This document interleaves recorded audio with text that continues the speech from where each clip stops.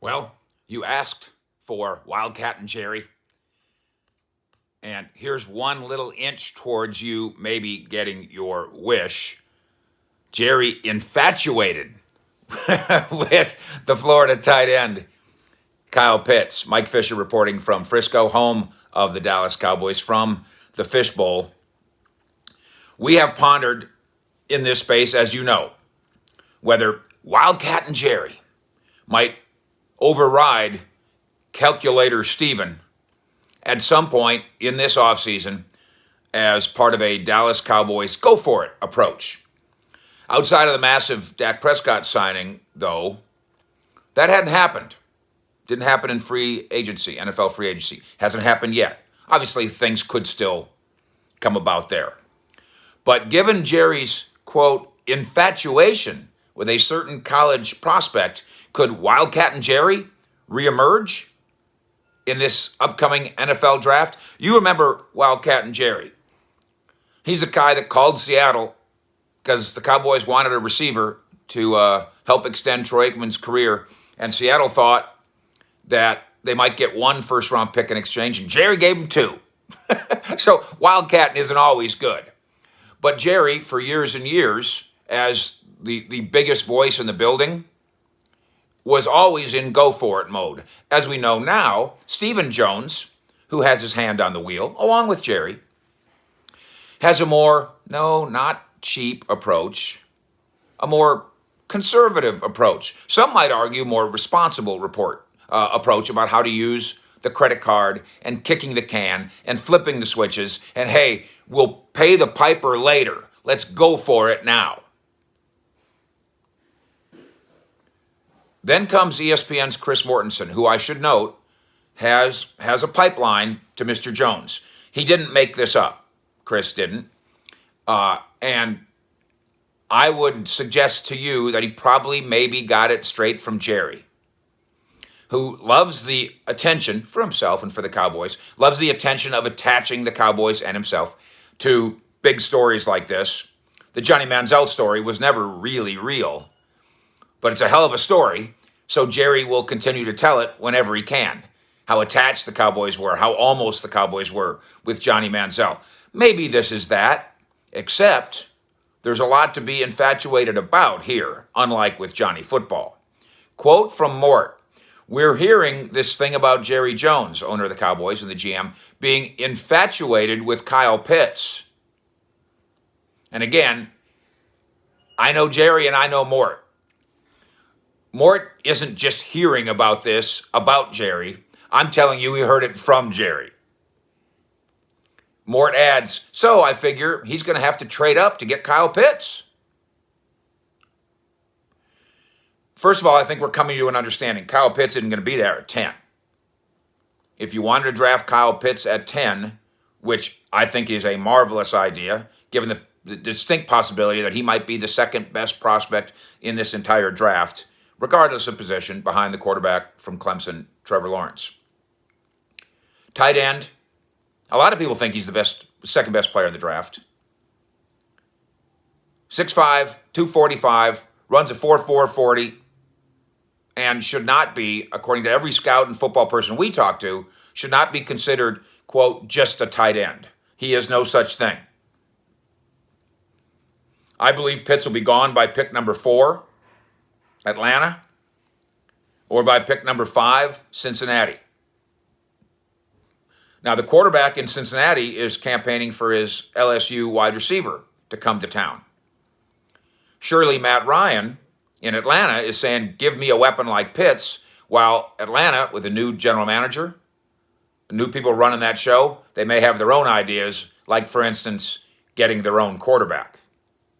And that'll be the debate for the Falcons at 4, and then the Bengals at 5. I don't think Kyle Pitts lasts beyond those two spots. So, Jerry, you want him? You got to go get him. What would that take?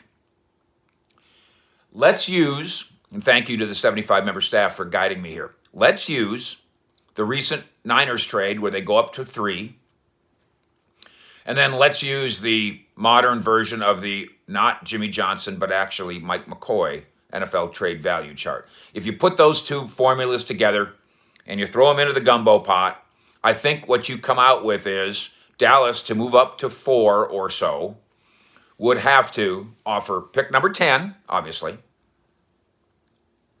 pick number 44, second round, and maybe a 4th or 5th rounder. The points add up if you do something like that. Now, you call Atlanta, and by the way, Atlanta is getting calls. I don't know that the Cowboys have called yet, but Atlanta is getting calls. We know that for sure. Atlanta may counter and say that's not enough. Then you got some decisions to make. You want to give them 10, 44, and a third? That's a lot. But if Kyle Pitts is going to the Hall of Fame 17 years from now, would Jerry seriously consider trading up in order to take Kyle Pitts? My answer to that question, after dealing with Jerry for 30 years, is yes. Jerry would seriously consider it. Give the 10, give the 44, give a 4th or 5th rounder. You would convince yourself, hey, we got other picks in the middle rounds. We can spare that. No biggie there. 10 was going to get us a really good player. Starting offensive lineman, starting cornerback. We could use 10 to help our defense. We could use 44 to help our defense too. And now we're going to have an imbalance. We're going to have a cap imbalance, and we're going to have a talent imbalance between offense and defense. I don't really care about balance between offense and defense. I just care about players. The team with the best players wins. And if Kyle Pitts is the first or second best player in this draft, you will win. You won't throw as many darts. And isn't that what a 4th round pick is and a 5th round pick is? Isn't that dart throwing of the highest order? So would Jerry seriously consider this? Yes. By the way, thank you for watching what we do here, subscribing, hitting the alert so we know when we're coming, and giving the thumbs up like, which helps the algorithms understand what Cowboys Nation is into and in for here, more than 26,000 of us strong. Would Jerry consider it? Yes. But Cowboys outsiders still do not fully fathom, still do not fully grasp that the Dallas personnel process is not about the owner simply going like this or this. This isn't the Roman Empire or whatever. It's not just Jerry waving his hand and putting things in motion because he is desirous of that.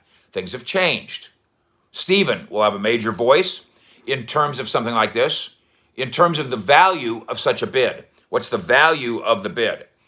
Personnel boss Will McClay will have a major voice in 2 ways. The valuation of Pitts versus the valuation of the talent available at number 10. And then McClay, not Jerry, is the builder of the Cowboys big board. Jerry, final word? Yeah, but Will McClay hands him the final word. Unless Jerry says, Mr. Steven, Jonesy, Mr. Will, I'm going Wildcattin. I want me some glory hole. Now, Mortensen offered kind of a silly note here that was either intended to take off the newsy edge of this report, or he's just being silly when he added, I think Jerry will offer Emmitt Smith and Larry Allen, maybe throw in Michael Irvin. That makes the whole thing sound silly. I don't think it's silly. I think Mort was trying to just soften this report and make it look less like a news report and just more like funnin'. I'm not sure what to make of that, though. But the Cowboys liking Pitts, that's an easy call. Truly drafting the BAA, best available athlete / player, that's a more difficult commitment to stick to because the Dallas offense is so loaded, seemingly. Dak, Cooper, Lamb, Gallup, Zeke. By the way, Dak Prescott workout video coming shortly. Stay tuned. That does make the offense seem loaded while the defense is lacking. Although I don't care. But do the Cowboys. That's a tougher call. Jerry saying go for it on Pitts is an easy call. Or now let me take that back. Jerry's saying, boy, I like that Pitts. That's easy. The Cowboys saying, we're going to stay true to BAA no matter what. That's a little harder. And Jerry going Wildcattin, plunging headfirst into a high-profile move that isn't about balance or responsibility, but it's about the 3 G's: glitz, glamour, going for it. That, Kyle Pitts to Dallas, because of that, would be the most notable Cowboys change, and I think the most notable Cowboys challenge of all. Fish out.